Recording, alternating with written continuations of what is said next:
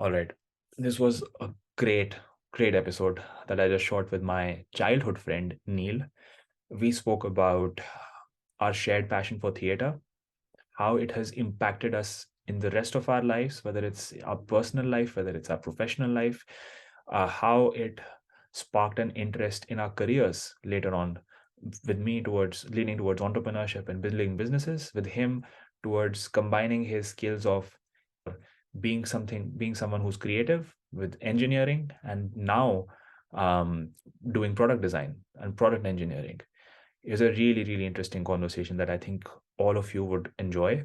Although there are a few tangents that we go on just because we were reminiscing about the good old days. It's actually quite funny if you listen to the entire podcast.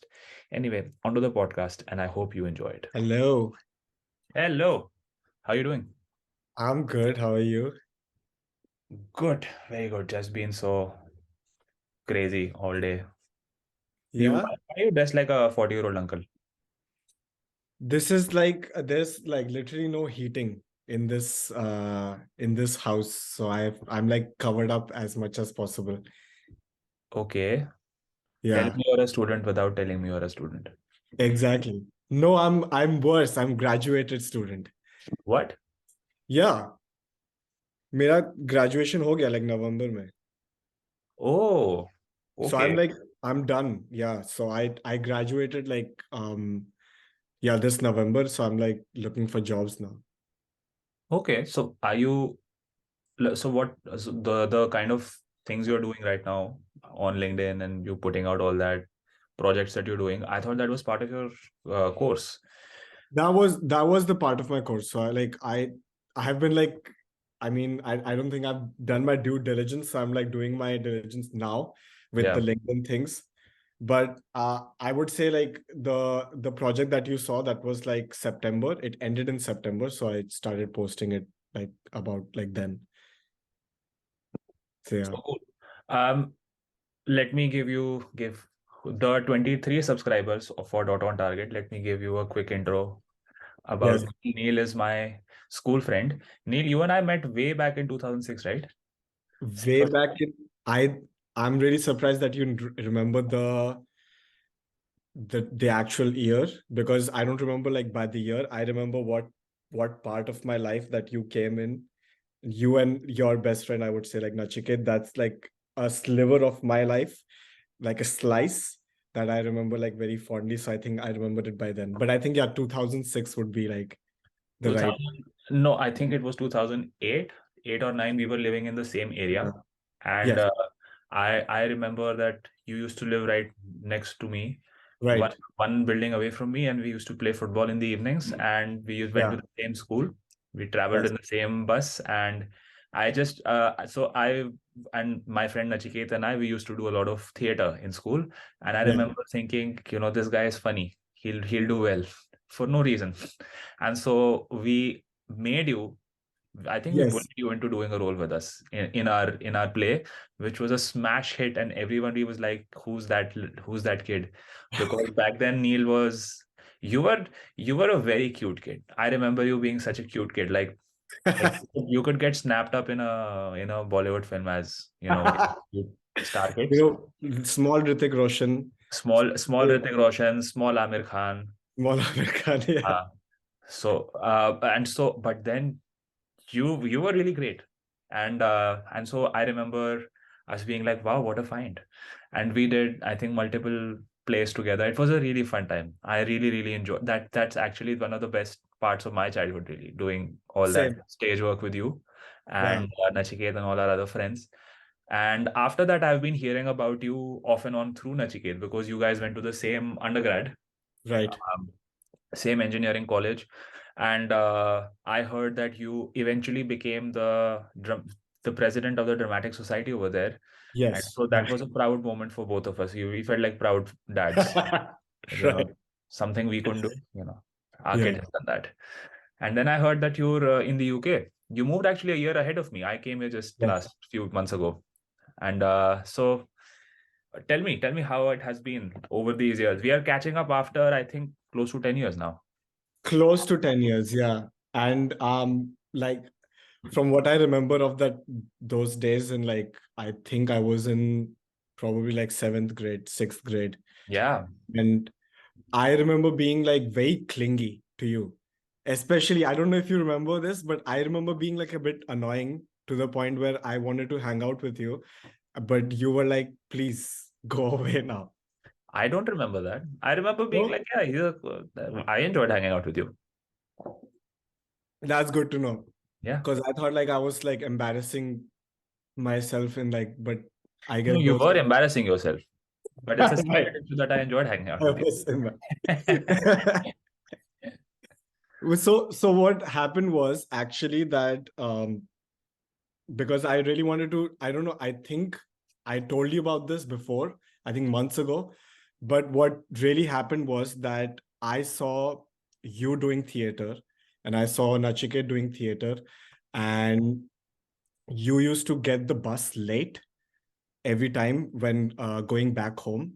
So Mhm. the school bus, after a school session, used to wait probably like an extra half an hour just so that you guys could come in um, for from your theater practice or like from your competitions, and used to guys every day used to come on to the bus with a different costume, like with like sometimes like a mustache, sometimes like a fake like hair, sometimes with I don't know what. And I was like, this is very interesting and I want to be a part of this because i I'm I first of all want to be late as well, and second of all, this seems like a lot of fun that these people are having, and I want to be a part of it. And so I remember specifically telling you and Nachiket in the bus as like a, I don't know, like a like seventh grader who was sitting like right ahead of you.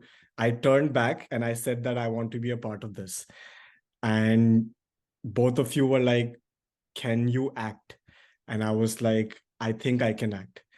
And that's when you guys bullied me because you were like, if you can act, show me how to cry. And then you made me cry on the spot. And then, and then within 5 seconds, you were like, stop. And then you were like, okay, now show me how to laugh. So you made me like deliriously laugh, like after crying, show my range. And then both of you said that we can't decide if you can be a part of this or not. You got to talk to this teacher. And I was like, so all of this was a waste. So they were like, yeah, we were just messing with you. But it was very nice because you both of you had talked to Nalini ma'am, our teacher, before, Yeah. and Who she was so knew about lovely, by the way. yeah, I love Nalini ma'am. She beautiful. really changed the direction of my life. Seriously, I think for like probably And by like the way, the thing you describe, it makes, I think that's fake because, I mean, it sounds like something out of a Mean Girls episode or a movie. it is like a It's not us. it's mean boys. Mean Boys. Yeah. Yeah. Sorry, you were saying.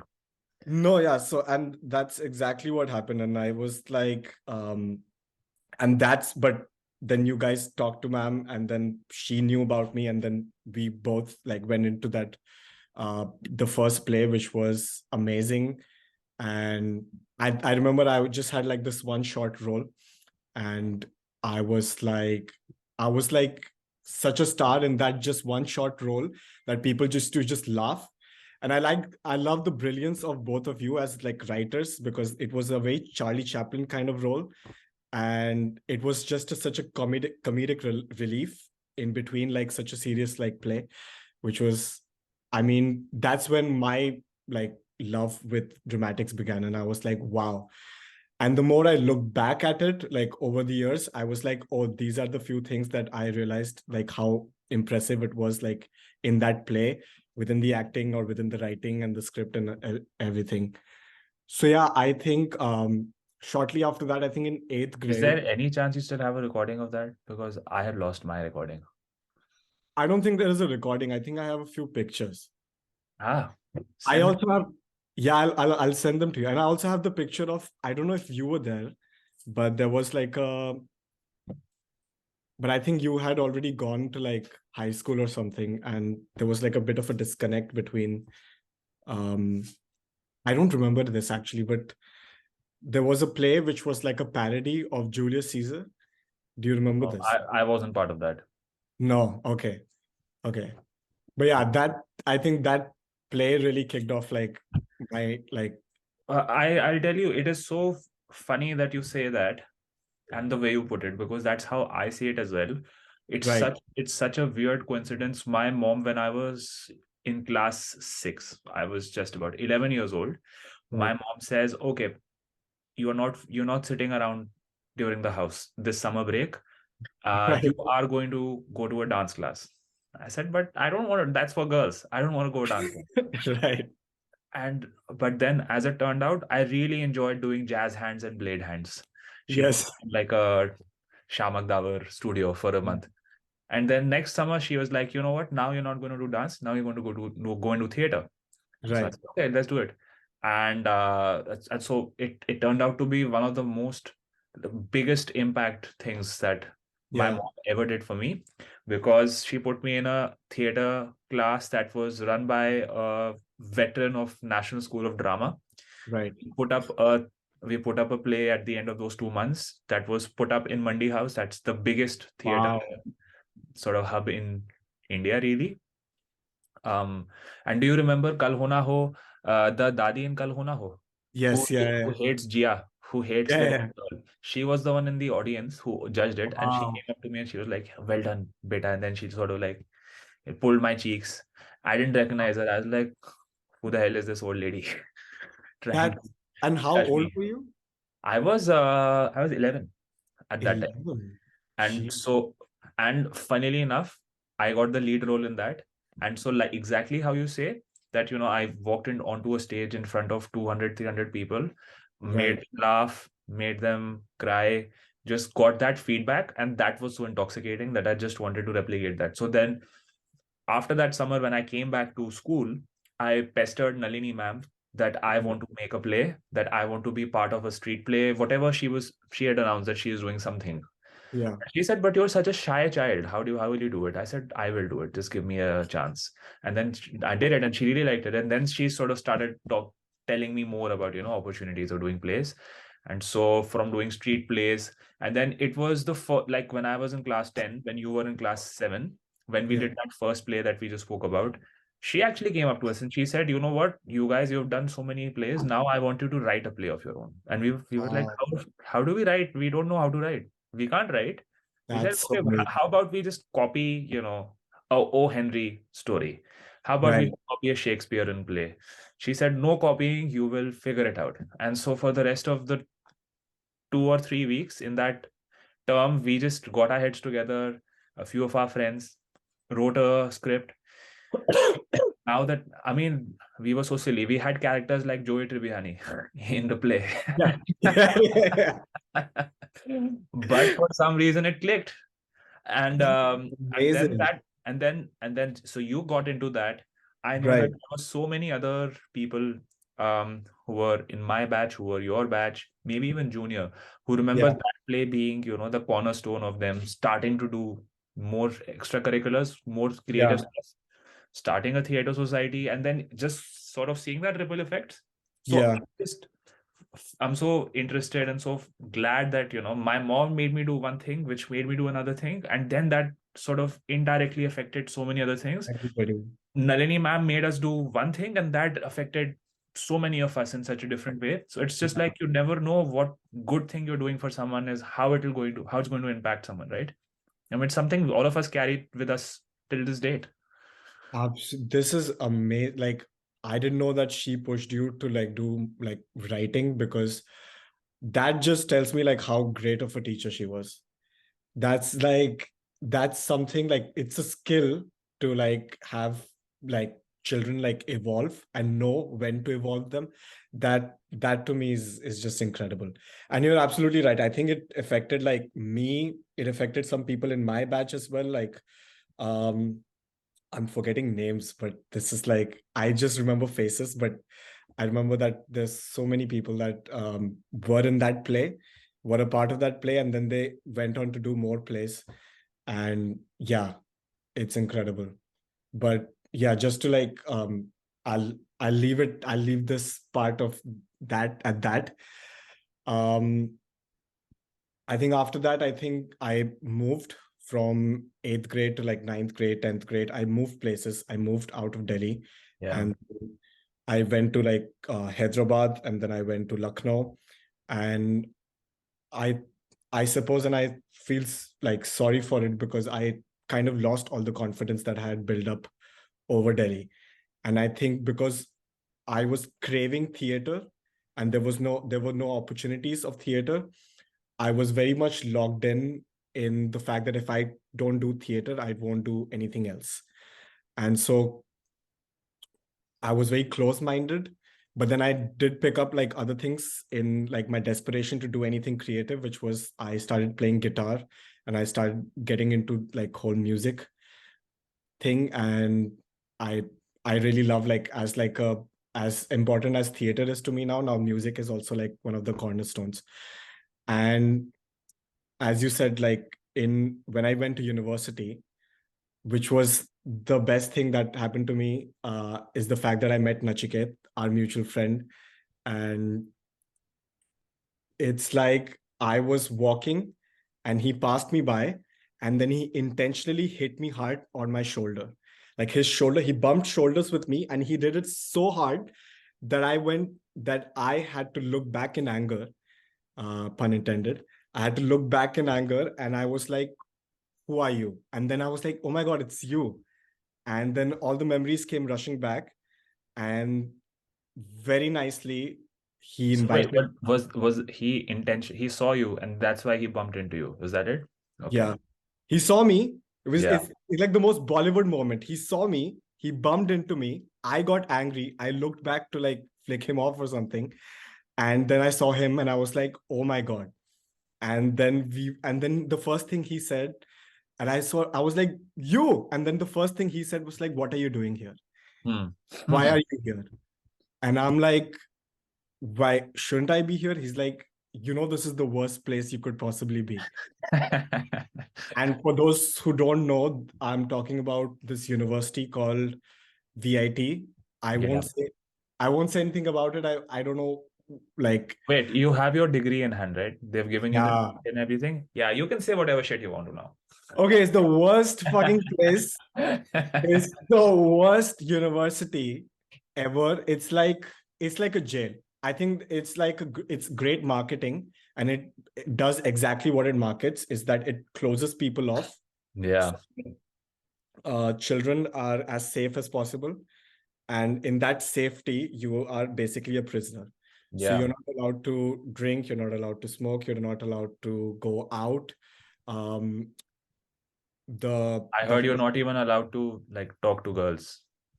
I heard that there was this concert that happened in your university, Yeah, and there were you cordoned off the faculties cordoned off two areas, one for women and yeah, one for men, and you could not stand in the same vicinity as them as the yeah. other. So there's like a huge barricade, like it's like a Berlin Wall. And then there's like East Berlin is like all men, West Berlin is all women, and you cannot like see each other. So Doesn't it's just that seem so weird now that you're in the UK?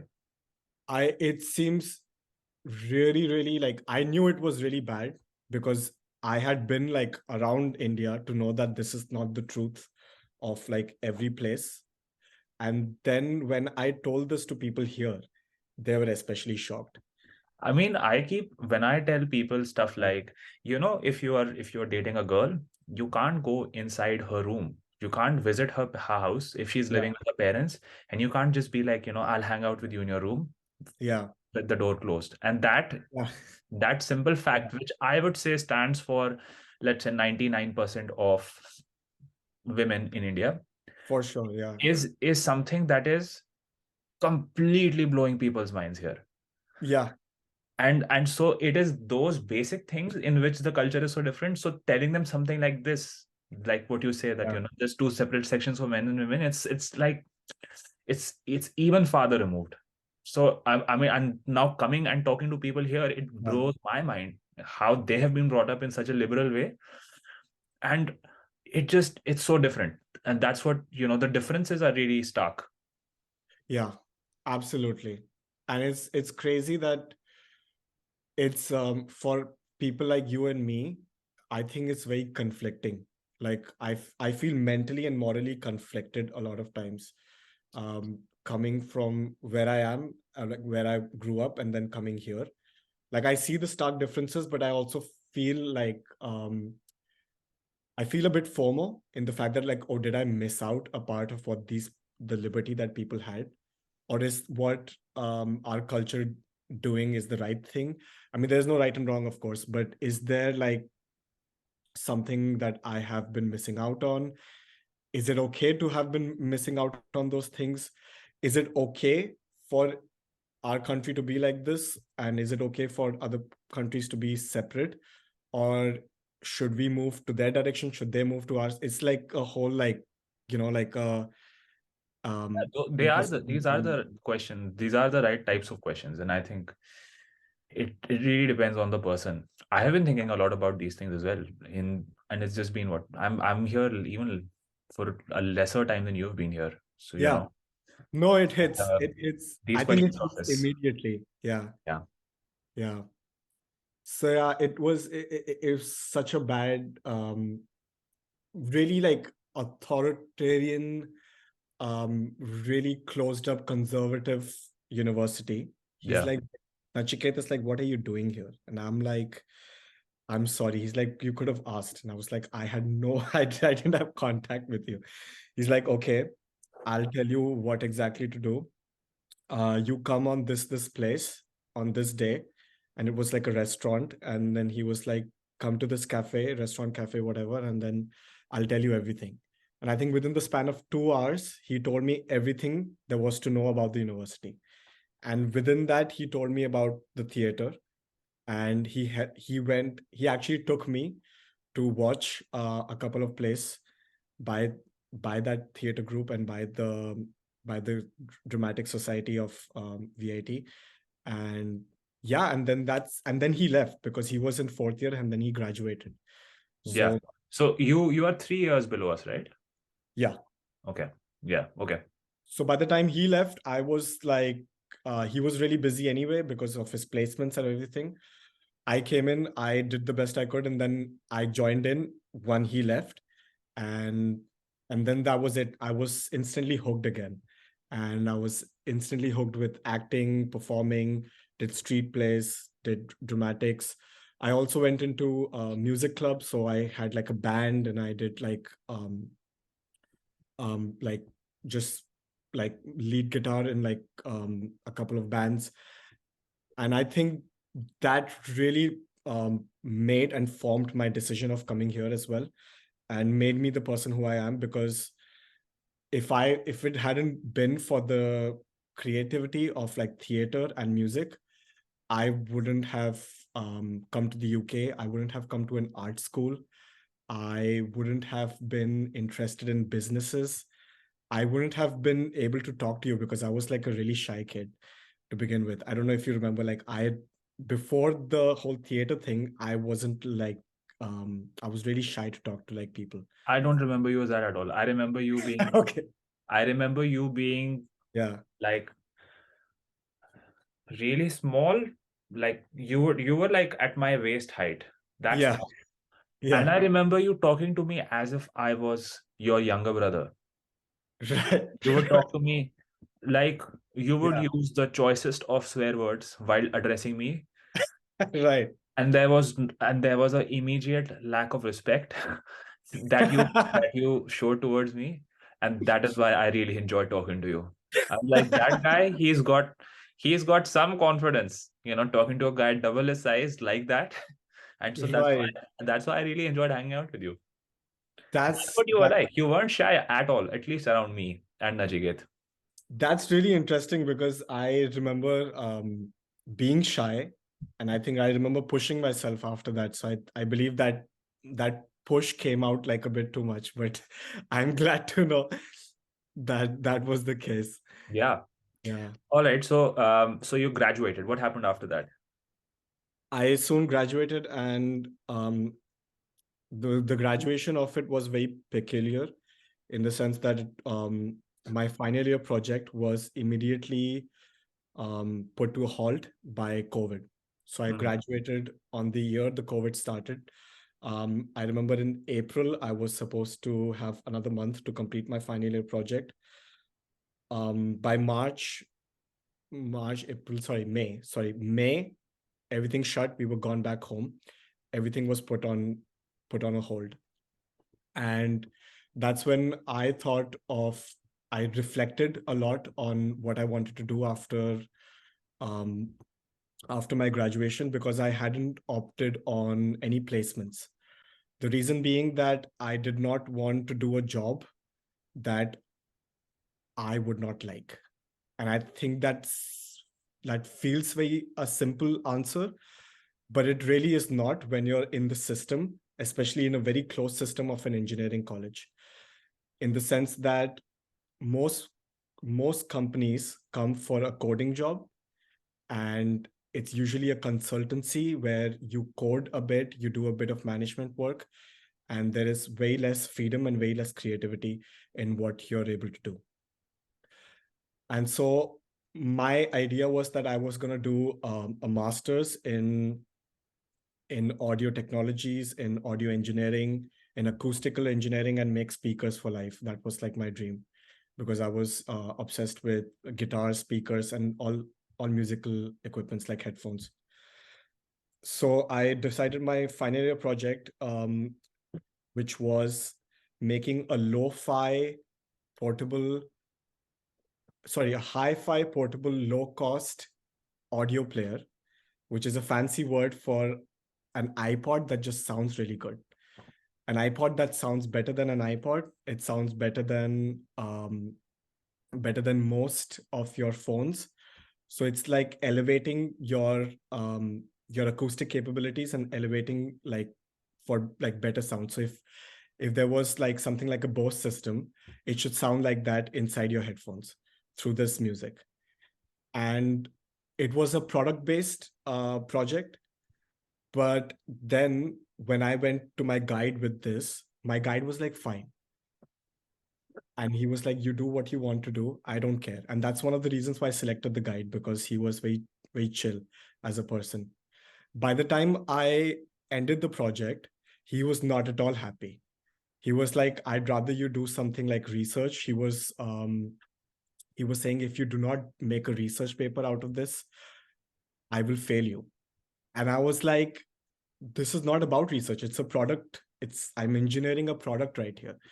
And he's like, I don't care. I would have rather you done like something with antennas and 5G or whatever, like, the new term that they had recently read through. And I'd rather you make like a research paper on wireless technologies. And I'm like, I don't want to do that.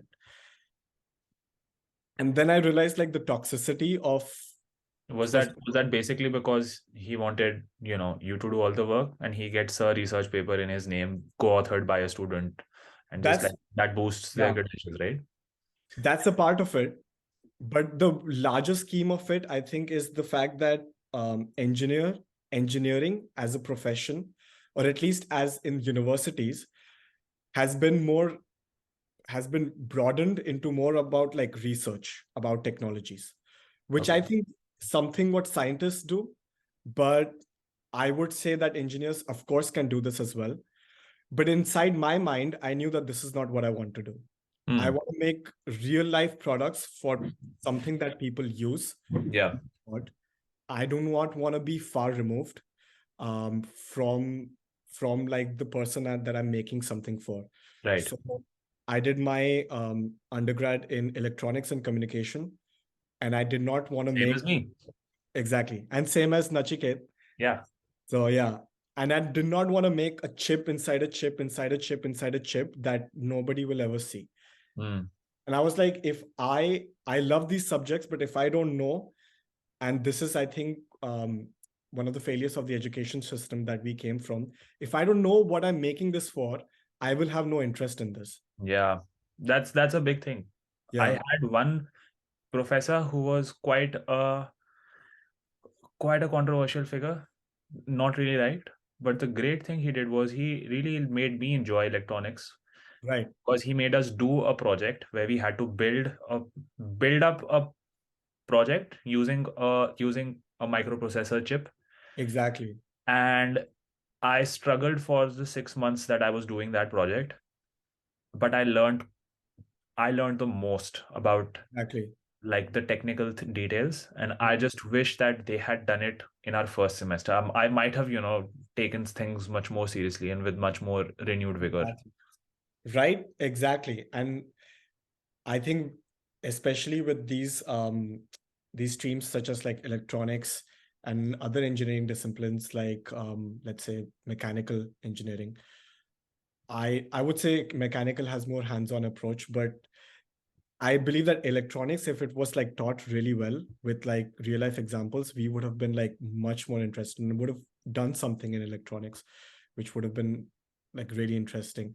But yeah, but I digress. I think what happened was that I decided that I want to make products because growing up as well, like I usually spend a lot of my time wearing headphones, being on my laptop, playing video game consoles. And I remember the exact tactile feeling and the use case and the wear and the tear. I was really invested in those products because I think as like an only child, I was much more interested in these things that were part of my life and not other people per se, because I used to spend probably like hours with like my gadgets around me. And so I decided to do product design, industrial design, which is the design of physical products. It can include furniture, it can include electronic consumer electronics, it can include kitchen appliances, anything that you can touch, hold, use. That's what we design. And I took a 1 year gap, which was from the year the COVID happened, so the whole of 2020. And I was going through just applying to colleges, applying to different places within India and outside India as well. And I came about two colleges in the UK, and one of them was the Glasgow School of Art. And as like a very like probably like an Asian person, like an Indian person would do, I would check the ranks. And the ranking was like top 10 art and design colleges of the world. And I was like instantly sold. I was like, there was no way I was gonna get this because I was like, this is in the top 10. I hope to get maybe in the top 50. But funnily enough, the top 50 ones all got rejected. And the top 10 is where I got mine. And I looked at this course, which was product design engineering. And then I realized with the course description that I exactly fit where it is. I want to Hmm. make products, I want to design them, but I also want to make them come true with my engineering skills. Hmm. And so the course is Do you have real engineering skills, Neil? I sure don't. I do now because I did some of it this year, but I know enough to fake it, I feel. I just Like, could you design a IC? no. But you know, like, could you make if you had like YouTube and everything, could you make like a small robot using Arduino? I think you Yeah, could. I could do that. Yeah, exactly. That's all you need. Okay. Yeah, It's funny you mentioned Arduino because there's this 13-year-old kid. Uh, yeah. he's like my younger brother, to be honest. And so I, keep pushing him towards coding. And to get him Right. interested, I for his birthday last year, I bought him an Arduino set, which is Wow. basically like I realized when I was in undergrad, this project that I was telling you about, that is what we did. Like we started with Arduino, moved on to a microprocessor. It really helped you understand what coding is. Yeah. And so cut to a year later, he's discarded it completely. So I brought it with me to the UK because I love tinkering around with stuff like that. So Yeah. like I play around with it on the weekends. That's amazing. Did he end up using it though? He's he's in class 9 now. He doesn't know head from his tail really. He's got so much. He's got tuitions. He's got school. He plays football a lot. So we're trying to push him into that as well. That's So fine. he has zero time these days. So it's like Right. he'll Yeah. get around to it in some time, but not I- right now. Is he going for like, like the boards and everything, like the whole education system, like we went through, Yeah, kind of yeah, like. yeah, yeah, yeah, he is. He'll be giving his board next year. Right. So he's getting tuitions for that and everything. Tuitions It's for that and everything. Yeah, so you know how right. it is. I yeah. I don't want to go. I don't even want to think about how those years went. No, no, no. There's something like there's so much criticism on those that I don't want to deal with right now. Yeah. I Wait. remember in class 12th just being in a black hole for a year, just Yeah. studying and not doing Right. anything else. I mean, it's the most productive year of my life, but it's something I'd never want to do again. It was so, of Never. No. It was a lot of forcing as well. I literally course, forced myself. I did. It was not an it was not healthy. It was Yeah, not yeah. wasn't good. But the flip side is now that you and I are here in the UK, Yeah. we have like this muscle, Oh like yeah, yeah. like it's like Yeah. Yeah. the academic equivalent of being a really jacked guy in the gym, It's and steroids. it Yeah. with steroids, yeah. And now, like in my uni, I just finished my exams. Everybody else was stressing out for the last 3 weeks right before the exams. I frankly wasn't, and Oh, um, I couldn't really figure out why until I thought about, okay, yeah, it's probably because of that. That muscle is still that you want to call it muscle, you want to call it PTSD, whatever, but it still helps in some things. speaking of PTSD, do you have dreams? And I've asked like a lot of Yes. yes, okay. Nightmares, I would I say. know what you're going to ask. So the dreams of where you are you either late, you either did not submit, you either skipped a semester, or you just like failed in something, you were late to like an exam, all of I those kind of had things. that maybe a week ago. Yes, exactly. And the relief that you wake up when you wake up at 3 a.m. and you're like, oh, Yeah. I don't need to care about that. It was just a dream. And then you go back. That is so sweet. I It's so weird. but do you think that's PTSD? I don't know. I think even a lot of like I've been reading a lot on Twitter as well that even people who have been like who aren't from the Indian education system also feel that Okay. Okay. apparently. So I Yeah. don't know if we can chalk it down to the perils of being educated in India. Okay, so it's just like being the parents of being educated, period. I think the common thing is the peril of being Asian because Asian cultures are very, very stringent Right. Right. academics. So I Yeah. think it is more to do with that because on Twitter, I read a lot of people who are of Indian origin, Yeah. but who have studied in the US or the UK, who have tweeted out similar stuff. Just So the yeah, pressure that you put on yourself, I suppose. maybe. Yeah. Yeah. Cool. So I you know. came here, you started, how was the course? How's the course been?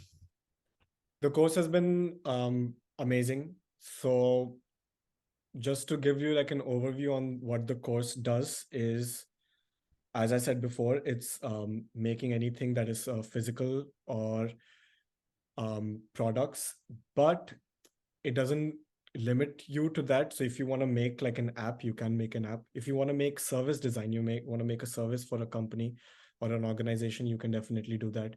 You can make artwork, you can do anything you want because art school is like very, very liberal in that sense.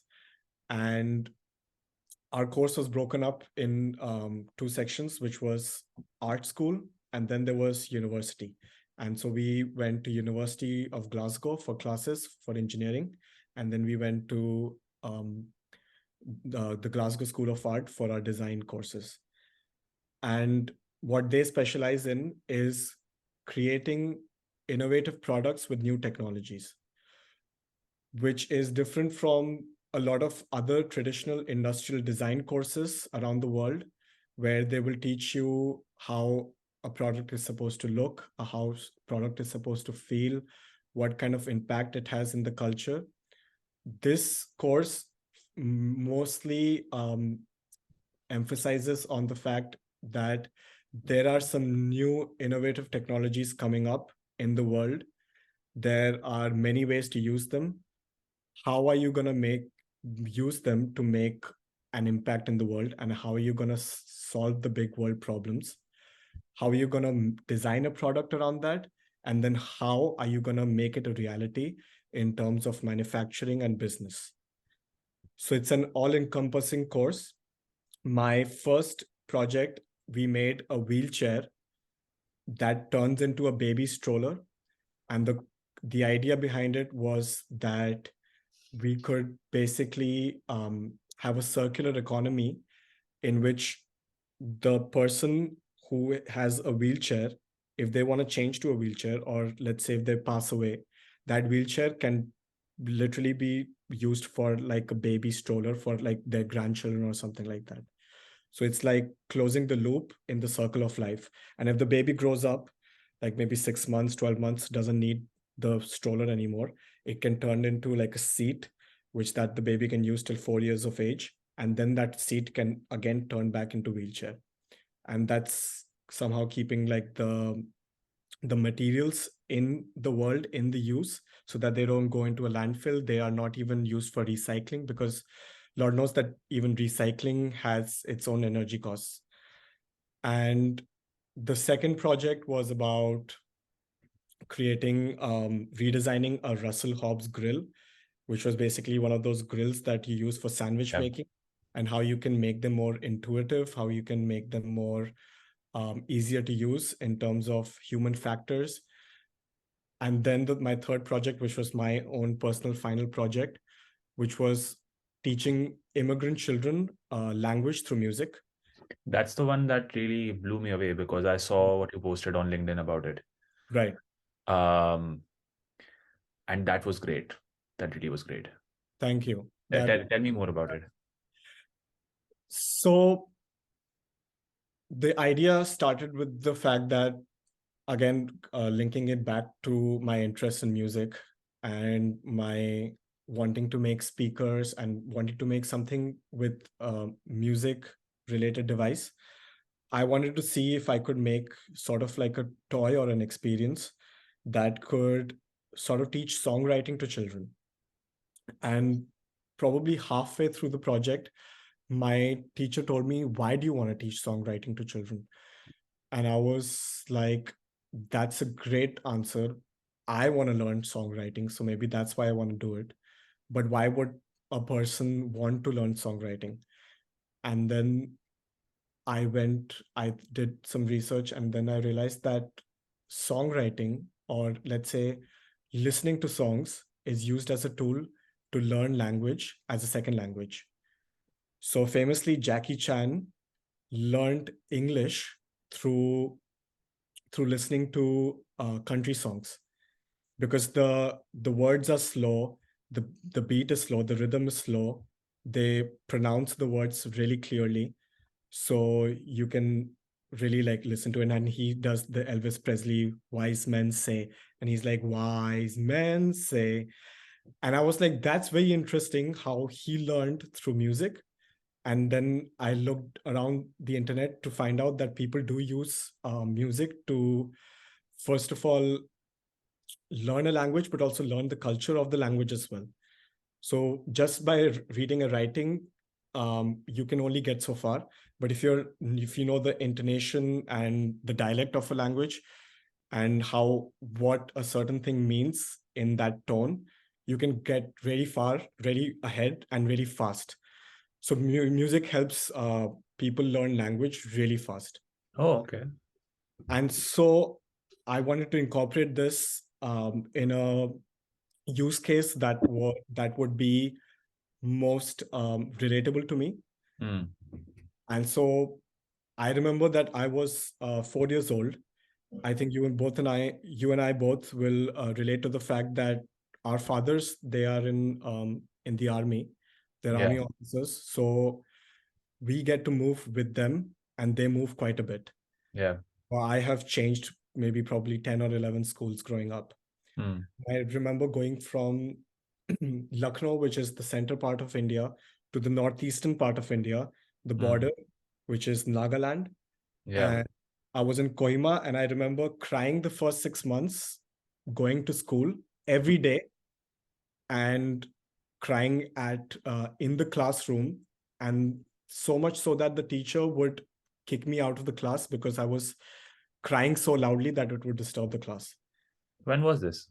This was when I was 4 years old. So this was like Ah, kindergarten. did we talk about this at some point? Did you like write a post about this? I Mm, feel like I've heard this from you before. So strange. that's very strange because I don't think I tweeted about this. I didn't tell this story. I just keep it for people who like I talk to about the project in person. But Weird. I must have told you about this way before. Yeah. Yes, yeah. So the idea was that the only reason that I was crying is because I could not understand the language. I could not express Hmm. myself. And I remember, and this was one of the first memories that I have ever as like a living human being, is that this one kid who was sitting ahead of me, he looked back at me and then he offered me a candy, which was very peculiar. It was like a candy shaped in cigarettes. It's shaped of cigarettes. So I don't know if you were this was like a chalky candy, which Yeah, yeah, was yeah. I don't know if you remember that, I but remember. Yeah. great candy. He showed me that. He gave me one of those. Yeah. He Great candy just got you hooked onto cigarettes at like age 5. right, exactly. Yeah, Talk I about was yeah, smoking like 2 packs a day by the time I was in class 5. So exactly. Talk about that culture. That's insane that they could get away with this. yeah.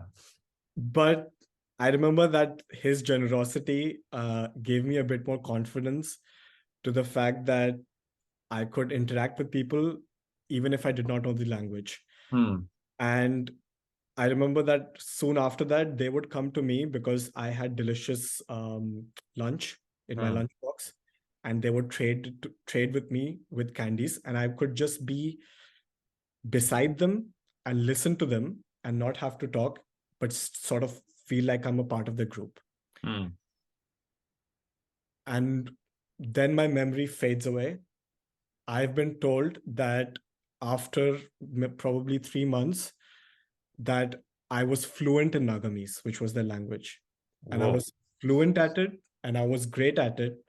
And I was constantly talking in that language. And to the point where I did not even know how to write Hindi, which was like my own primary language. Hmm. And I realized that this could be used in a use case where a lot of people in the UK come from so far away. Yeah. And so many of these children do not know English or do not know any of the language that they have to speak in a classroom. And this happens all over the world. But what is, and studies show that what has been like the successor of learning a language is just being collaborative and just being within the vicinity of like a social structure where you can pick it up easily. So if people are talking to you or people are able to communicate with you, then that's enough of a accelerant for you to learn it better. Hmm. So I wanted to create a toy or a game that within a classroom, children with different language abilities could just play without having to talk a lot, but also within the game, they could learn the language themselves. Hmm. So I created Enzo the elephant, which is actually, I'll show you.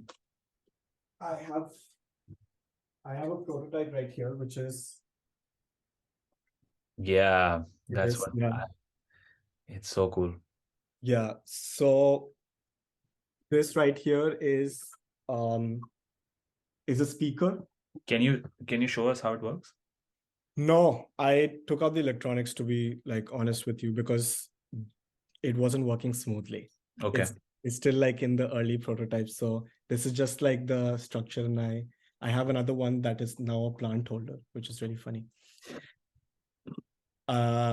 So the idea is that this is a speaker and it has tags, and both the speaker and the tags work as a form of a game that you can play in the classroom. Yeah. So people will gather around. The speaker Enzo will be in the middle, and the teacher will have been placed tags on objects prior to this game. And what will happen is that the teacher will make up a story, something like, hey, this person, Enzo, the elephant, needs water. What is something that can give water?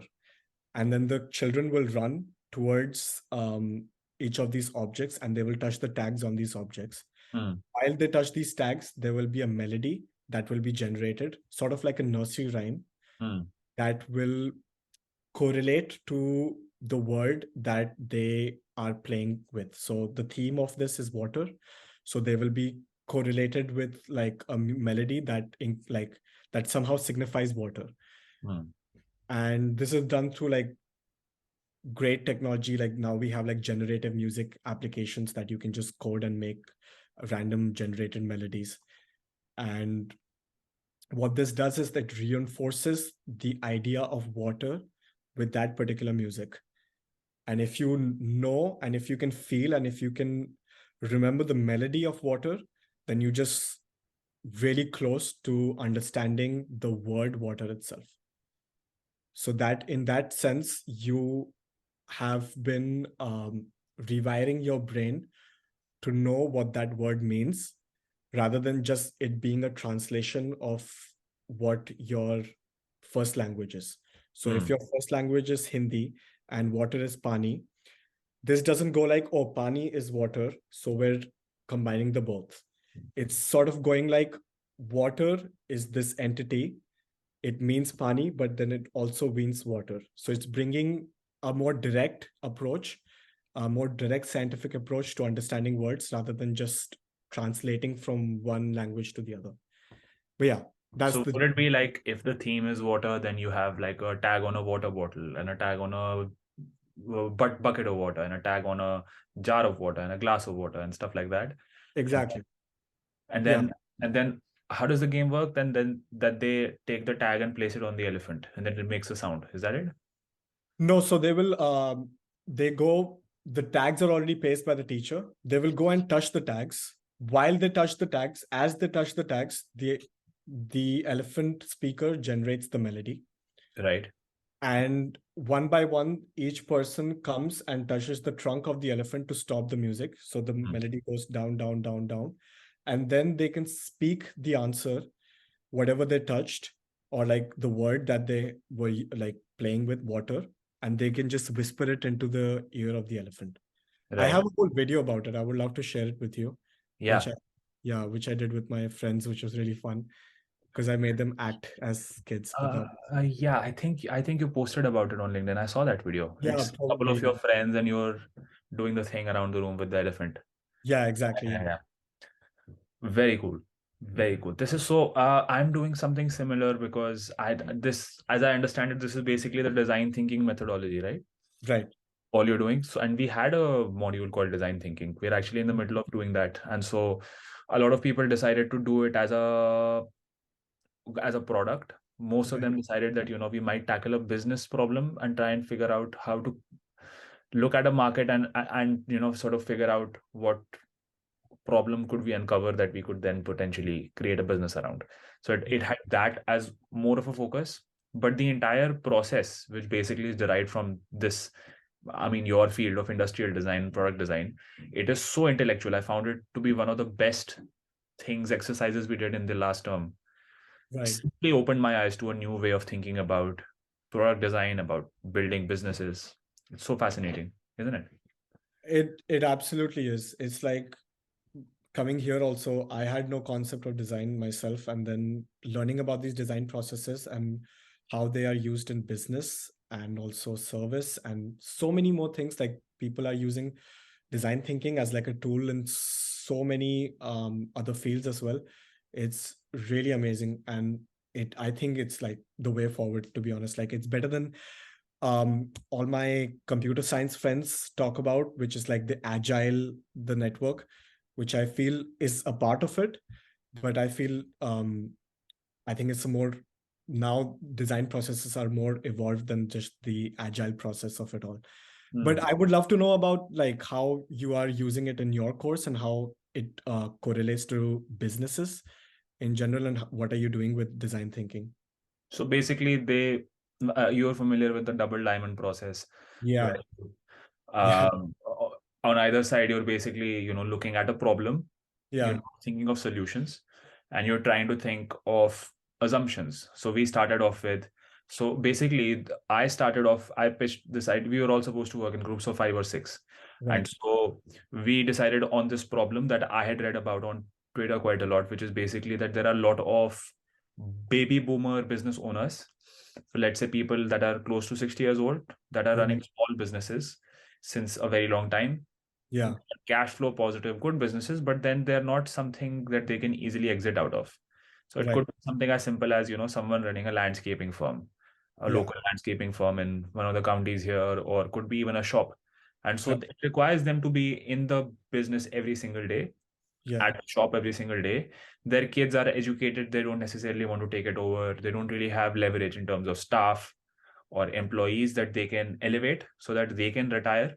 And so Right. it's basically the problem that we were trying to focus on was how can we make exiting easier? So exiting could be, you retire. It could be that you hire someone who runs the entire show and you Right. are minimally active in all of those things. It could be that you sell the business. And Right. so we spoke to people that buy small businesses, people that have these types of small businesses, people that have successfully sold businesses, real brokers. There's an entire fragmented market of brokers in here somewhere that connects these two people that sell business, people that buy businesses. And so we conducted around 20-25 different interviews and just created a massive database of, this is the information we have. We sifted through all of those, then we created themes around, that these are our key findings. And Right. we had these set of assumptions, and this is how it all stands after having done interviews. And so looking at those themes, we started creating our own POVs that, these are the 5 major problems that we've identified, let's say. Right. So a problem could be as simple as, small business owners just don't understand valuations. They feel like Right. Figma sold for like 30 times multiple of earnings. So why isn't my shop selling for at least 20 times? So it's Right. very hard to convince that, your Yeah. actual valuation is based on so many different factors. And Right. small businesses only sell for maybe 2 or 3 times Yeah. seller discretionary earnings. And so and then there are so many red flags why buyers don't buy. So stuff like that. So we converted that into a list of POVs and then started, ideating that, if we were to solve this problem, how might we do it? Yeah. And just creating a list of ideas. We had like 60 ideas on the board. Try to club them together, try to see, all right, how do we prioritize within those? And Mm. then came up with, all right, this is one small area that we would like to focus on in terms of building a. So now we're going to build a prototype. The prototype could be as simple as making a wireframe for an app, could be making a physical product like Enzo the elephant, like you've done. It could be whatever. And then it involves just going out into the market, whoever you spoke with, getting feedback from them, and then sort of validating Right. your prototype, incorporating the feedback and going forward from there. So at the stage that we are doing academically, we are supposed to like maybe just have one prototype out, get some feedback. Maybe if we have time, do another iteration of that and get feedback on that. If not, then just stop at that stage. But Right. basically, if you were to pursue it going forward, how it would go forward is just that you are iterating on that, getting feedback, building a prototype, Right. and just going forward from there. And then that's how startups run, right? They have a hypothesis, put out a MVP, get feedback, find product market fit, or they pivot. And then that's how. And so this is basically the entire process. But it was really fascinating to just sort of go through it and Right. understand it at a granular level. Can I just ask you, because I just realized that I did not find out that what made you come to the UK and what made you come to this course.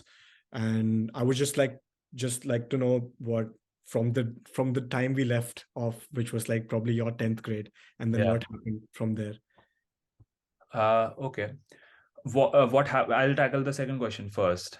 Okay. After we stopped interacting, which was around 2010, I stayed in Delhi. I completed my schooling there from Army Public School, and then I got into engineering. I went to this college called NSIT. Yeah, beautiful. Also, you've been there? No, but I've heard like it's really nice and it's really reputed, is what I know. Yeah, I mean, so similar feelings as you have towards your undergrad. Yeah, exactly. Right. Uh, but I went there for, and I was there for 4 years. Yeah. As luck would have it, I actually don't count it as luck, but I lived really close to it. So it Mhm. was like I was living with my parents for throughout undergrad, which wasn't, in hindsight, a great decision. But it was like I just get out of bed, and 30 minutes later, I'd been in college. Right. And that was another 4 years spent for me. Mm. I tried to do a lot of theater there. I couldn't because it wasn't very active.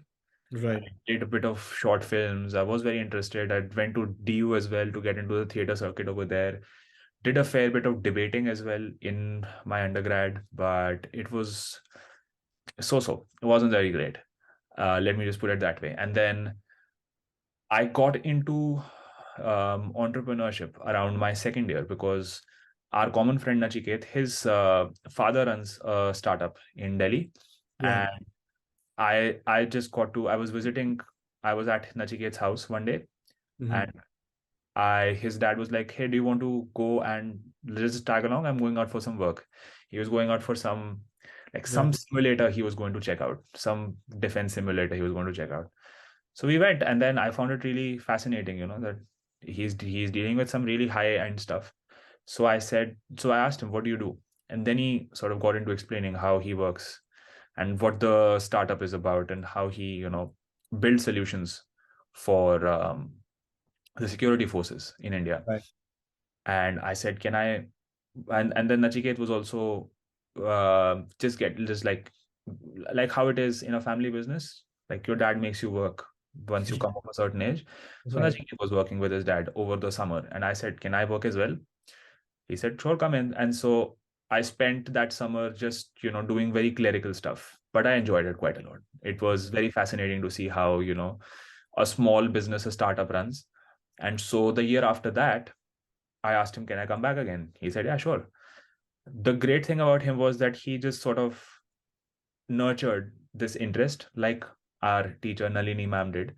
Yeah. So he made me do a completely different thing. This time I did sales. And so he Right. just gave me a project where, there is this new company we're partnering with. We want to create a market for them in India. Yeah.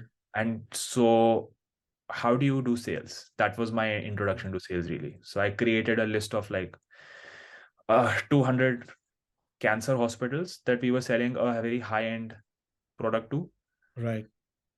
I researched about the product, created a set of marketing materials, and then just started cold calling hospitals. So I would speak to Wow. radiologists, I would speak to the HODs, basically radiation oncologists that had 30 years of experience. Like they were my grandfather's age. And I would try and sell them this product. And so so just going through that process of, making a pipeline. How do you make Yeah. a pipeline of products?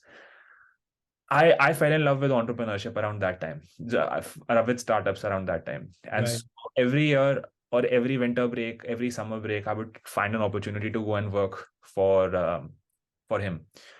Uh, Cut to 2 years later, I graduated from undergrad and I got a job offer at Bain. And so I was really torn what I should do, but I said, I probably am going to leave in a few weeks, but let me just try it out, and then I can be sure that Hmm. that wasn't what I was meant for. I Right. went there and I stuck around for a year and a half. Right. I really wanted to leave in the Mm. first few weeks, but I just didn't because of a lot of different reasons. It was just like my parents weren't too happy with the decision, Right. and so I just spent about a year of my life working but not spending, working and then doing side projects. I would Right. wake up at 4, I would learn SEO, digital marketing, I'd build niche websites. So I was really focused on if I were to drop off and have no income, how would I sustain myself? Right. Um, how would I, given that my parents aren't really happy with what I'm doing, if I were to go and live alone, would I be able to sustain myself? And so Right. I went into a very extreme state of just trying to figure out life. And so that really was a positive, traumatic sort of, but also great learning journey period for me because I learned a lot of stuff. I got a lot of confidence because at the end of that year, I was working maybe 4 hours every weekend and I was earning as much as I was doing, working 12 hours a day for the for Bain. And I was like doing freelancing, I was doing whatever, like stuff on the internet. And then that really was the boost for me that said, you know what, I can take care of myself even if things don't pan out. So I decided to quit and joined the company full time, Nachiket's dad's company, Right. and worked with him for 4 years. Very fruitful 4 years. Professionally, I would say everything to him, having learned so much in the company. I went there with the sole focus of, I wanted to become an entrepreneur. So I just want to learn everything that an entrepreneur does. So I did everything in the company by hand. So whether it was product design, whether it was sales, whether it was sourcing, whether it was cleaning the loo, everything. And then for the last 1.5 years, I was there. I ran the company. Right. I was the CEO, and then I came here. And then at around the 4 year mark, 3 year mark, I realized that I'd learned everything that I could here, and so I wanted to take it to the next level. It was actually his father who prompted me to think more about what my next step could be, Right. and I thought, all right, let me think of what else I could do. So I thought, start thinking of, I would like to go and build a startup. I would like to maybe work at a startup. I really wanted to be around entrepreneurial people, Right. and I figured London would be one of the best places in the world Yeah. because if I were to stay in India, the only place I could think of would be Bangalore. Yeah. But it didn't really enthuse me as much Yeah. because I personally was quite sick of the Indian sort of culture that exists, which, and I may be completely wrong, it may not have pervaded into the startups, but at Right. least going through the Indian mentality of working your employees to death.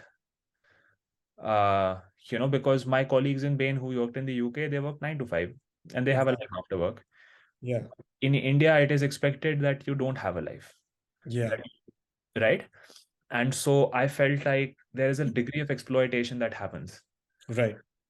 And I wasn't too happy with that. And so I said, I'd like, and for some, and I, again, could be completely wrong. So I felt like if I went to Bangalore, maybe wouldn't get that. Right. So I felt like this was the hub of the world, like the global center of the world for a reason. And so I could learn a lot more here. Yeah. There's a lot more innovation happening here. And so I wanted to come here just because of that reason. And I figured that Imperial would be a stepping stone for that, would be a Yeah. great conduit to that. The course that I'm doing would be a great conduit to that because I would be around like minded people. My course is called Innovation and Entrepreneurship. Right. And that so far has been true, which is great. I have been meeting so many interesting people who are building startups, working in startups, who are entrepreneurs, who are VCs, venture builders. Um, that's the whole reason I started this podcast. Really, is to get a excuse to talk to people who are doing interesting things, including yourself. Right. So that is pretty much a summary of what I have been up to last 10 years. That that's beautiful. And I made so many notes that I would like to talk to you probably like after this podcast about quite a bit of things. But Yeah. that's really rich. I love it because for myself, I have just been dipping my toe into the whole startup culture and making like a business. And at first, if you would have asked me like maybe 2 months ago, I would have said like, I'm gonna get a job. I'm not Mm. doing this. This is not for me. And now the more I've been like exposing myself into these cultures, the more I'm thinking like, oh, this could be actually what I want to do in life. And it's been like such a amazing shift, and it's been great like talking to you because like I see that okay, you had that shift long back and then you made something out of it, and that seems amazing to me. Yeah. No, I'm also, I mean, despite the fact that I have been thinking on these lines for many years. Even when I came to the UK, I didn't have high expectations because obviously we're not residents of the UK. We are Yeah. immigrants. So starting a company as an immigrant is 5 times tougher, which is already as one of the hardest things you can think of. So I never really thought that I would come here and start a company immediately. Yeah. But the weird thing is that having been exposed to people who have done it, who are Right. doing it, Right. it just instills this belief, the weird belief. So in the last maybe 1.5 months, I have started radically thinking more and more. Like I basically uh, introduced this concept with two of my friends, close friends who Right. are in my same course. That why don't we spend our time constructively rather than going to the pub every other day, and just try to Right. think of Right. like do this entire design thinking process and try and come up with a business idea. At the Right. end of it, we come up with a startup, great. Even if we don't, it's great learning experience which we can Right. utilize for your job application. It makes you that much more desirable. Yeah. So it is just being exposed to people who are doing it, because even a month ago I was in the frame of mind that I'm going to get a job, and then Exactly. all of this is going to work on the side until a point where it takes over your your salary, and then you can do it Exactly. full time, right? Yeah. So it's just I that's what I personally enjoy about coming here the most. It just Right. forces me to revisit what I have thought about life at a very fast pace. Right. Yeah. No, that's absolutely true. Yeah. What are you thinking of in terms of the future? You said that you're looking for jobs currently. What's your situation like? So I think one of the things with I would say with creative people is that we have too many plans. So I have like literally like a plethora of plans, and I'm going Yeah. at them almost, I won't say equally, but like almost trying to give them due diligence.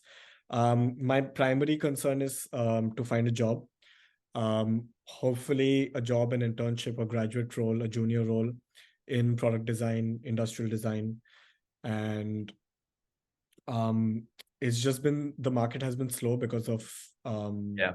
needs to list trust. I didn't say that.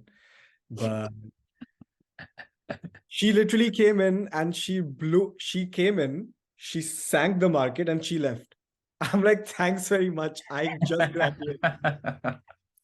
just graduated. You came in, you sank the market, and then you were like, okay, I'm really sorry. I'm like, sorry, you did 4 years worth of damage. It's crazy. Yeah, maybe you can do a emotional appeal to Rishi Bhaiya. Rishi Bhaiya for sure. Rishi Bhaiya, please. What did you do? I just graduated. Yeah. And and so I've been looking for jobs. I have been looking at a lot of startups in and around Scotland. Hmm. Great, because Scotland has been really pushing the mantle of sustainability, I feel, Yeah. because they have such a great and expansive rural area, which looks absolutely beautiful. I would definitely recommend that you come to the. I'd love to. Yeah, I'd love to explore Scotland and Ireland. It's been a dream of mine for a very long time. for sure. And you should definitely come here. If we will go to the Highlands, Yeah. and it's absolutely beautiful. And I think in order to preserve the beauty that they have been really pushing um, the role of like the concept of circular economy and sustainability. And Yeah. so there's a lot of organizations and businesses and small businesses that are doing that currently. I have just applied for like an internship, and I hope I get it, Okay.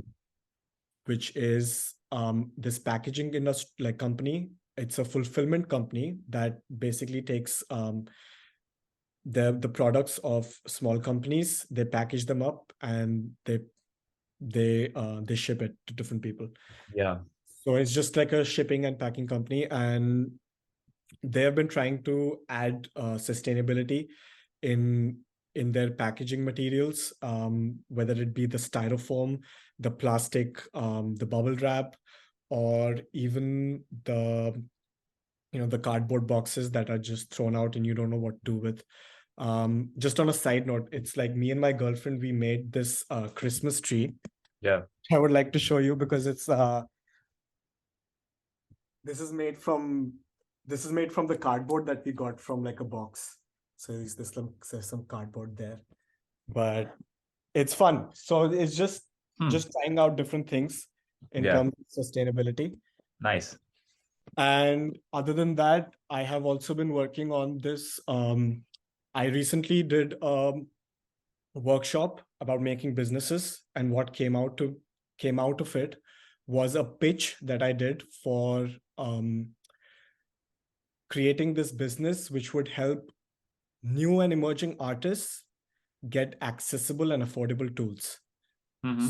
So in at GSA, at Glasgow School of Art, I had like a lot of friends that were using so many different tools to make um, their artwork, which was incredible to see because as an engineer, I thought I had the technical skills, but the technical skills that some of these people possess is like beyond like comparison.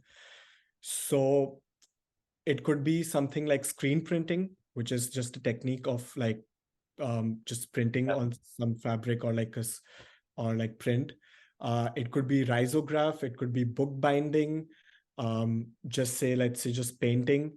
All these niche categories that are usually found in graphic design, illustration, or painting and printmaking, they have very specific tools that either can cost a lot, they are really bulky or heavy, and can only be found in certain studios or certain workshops.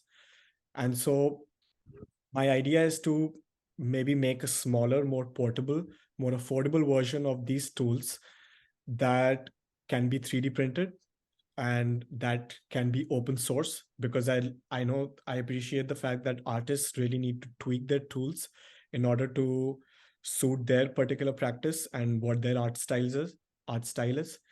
So I've been currently working on that concept and trying to make CAD models and prototypes so I can probably give it to my friends and have them for testing, and sort of hoping it to be a side business of mine Mm. while I look for jobs. And I've also been volunteering at Glasgow School of Art as product design engineering in residence. It's like a big, Mm-hmm. but what it means that I get to go in and like, I get to collaborate with students. Mm. And we have just sent in a proposal to the Student Partnership Project Fund, which gives us money for what we basically need is virtual reality tools.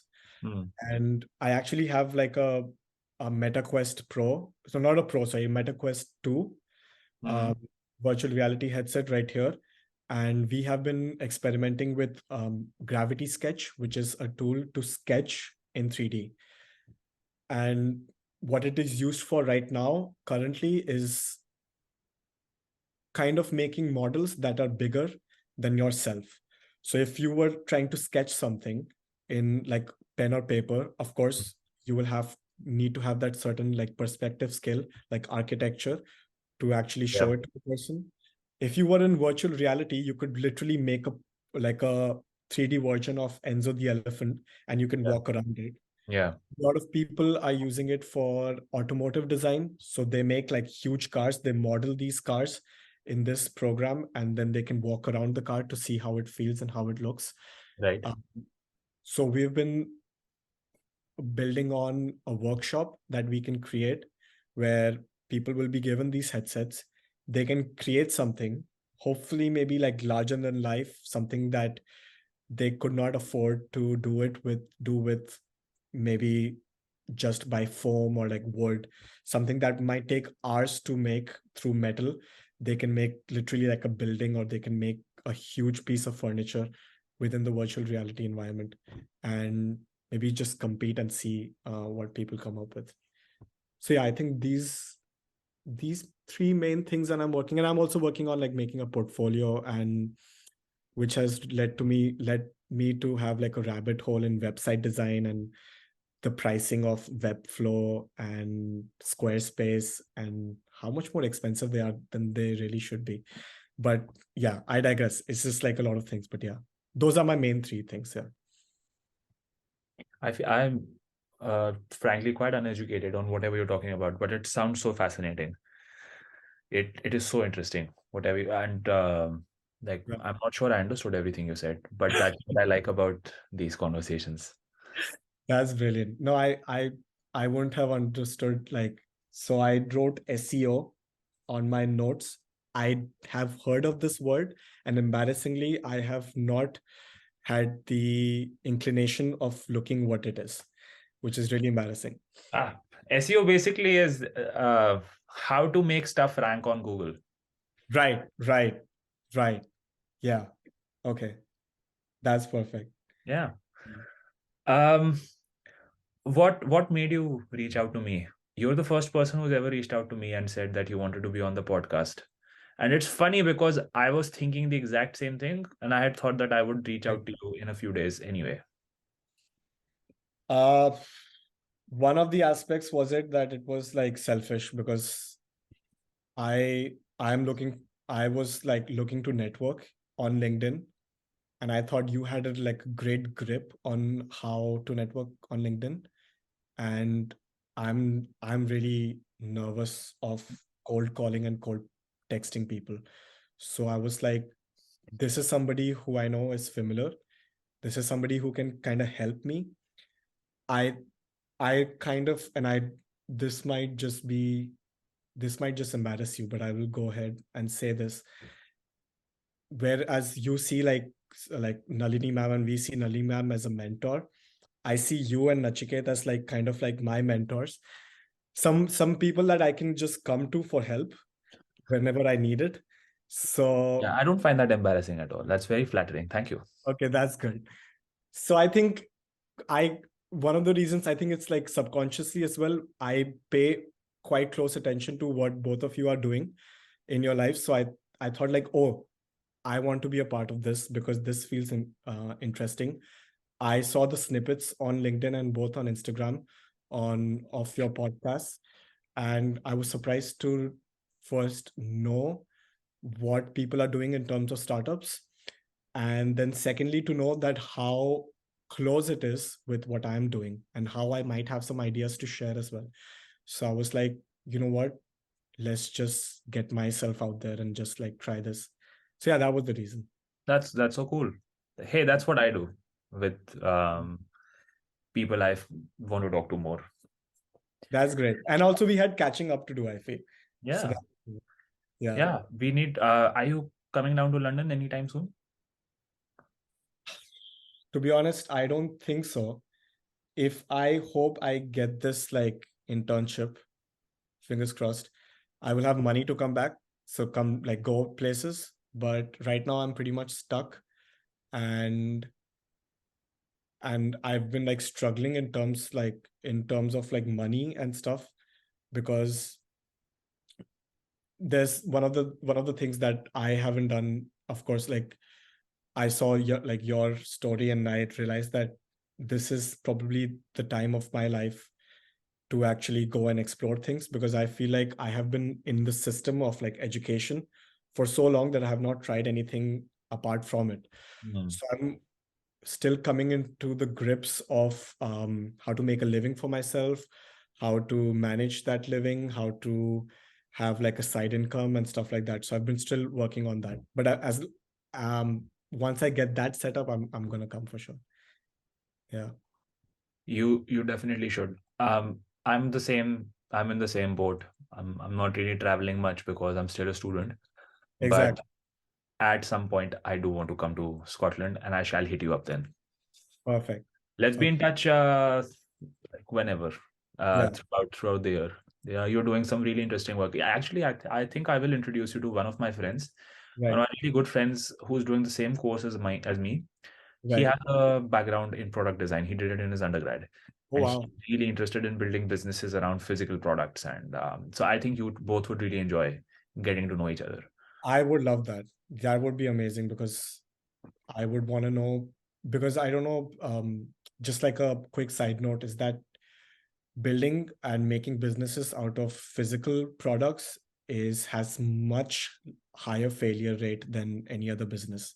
Mm, It's crazy because of the manufacturing and the logistics of it. yeah. And it's just insane. And I would really love to know. from a business point of view on how businessmen can tackle that. That would be amazing. Yeah, for sure. I mean, he tried building a business of his own. Didn't work Right. out in the end, but he has some great stories to tell. That's amazing.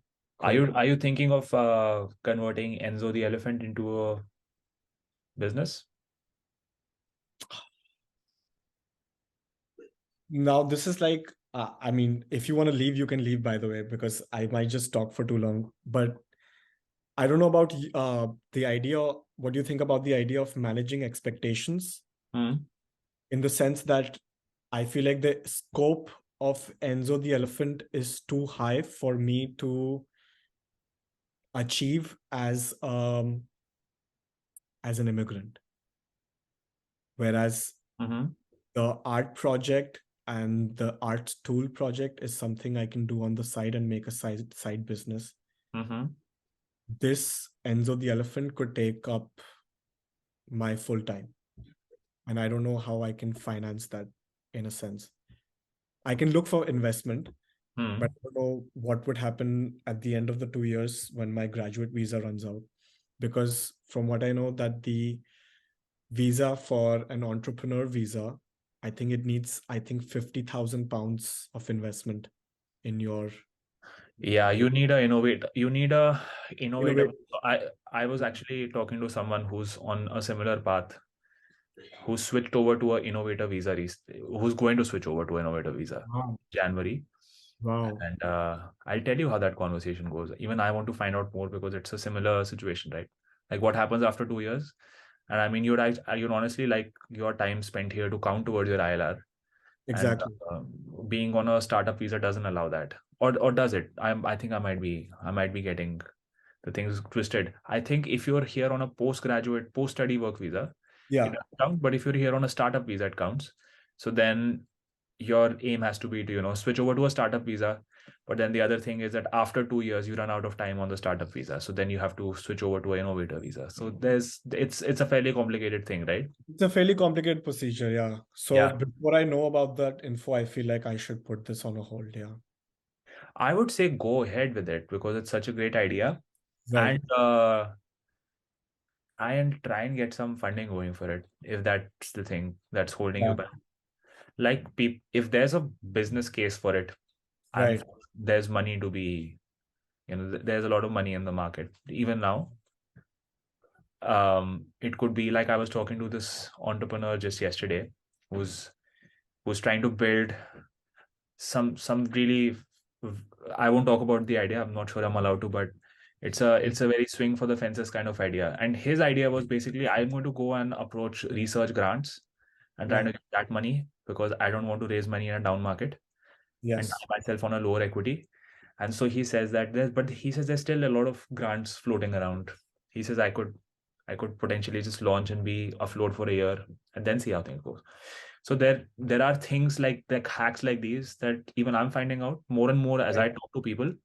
So I would say that just don't uh, you know Yeah. move that out of your mind completely. That's all. That would be interesting. Yeah. I would love to do that. Yeah. Yeah. I have so many more questions to ask, but I think if you want to wrap this up, Yeah. okay. I need to run. It's almost 3. Yeah, that's fine. But and my smoke alarm for some reason is beeping downstairs. I need to check that out. It's Okay. it's a weird thing. It's if you're cooking and then you open the door of the kitchen for even half a second, the smoke Right. alarm. Oh my God. Yeah. Yeah. Again, tell me you're a student in a student housing without telling me. Exactly. Yeah. Yeah. Okay. Um, cool. It was really fun getting to chat with you and Yeah. catch up. Let's do it again. And Let's do it again. I hope I think I might call you on for a second session because there's still a lot of stuff that we had thought about we might talk, but we couldn't get to. I would love to, because that was exactly what I was saying. I was like, I hope I made myself, I think, succinct or like clear, because I feel like we just talked so much and I kept on going so much that we didn't cover most of the business stuff that.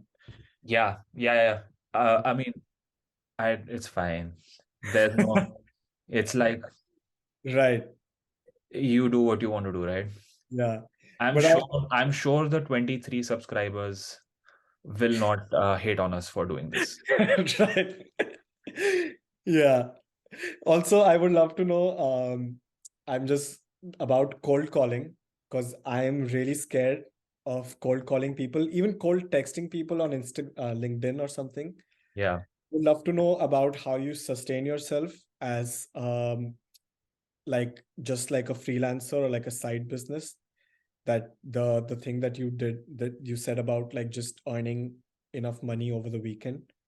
And also I would love to know some of the things that you do like about productivity, because I have been looking at your posts about your challenge to wake up, I think 4:30. Yeah. That's insane. I don't know how you, that's crazy. I woke up at 10 today. So the idea that somebody can wake up at 4:30 is just wild to me. Yeah. Yeah.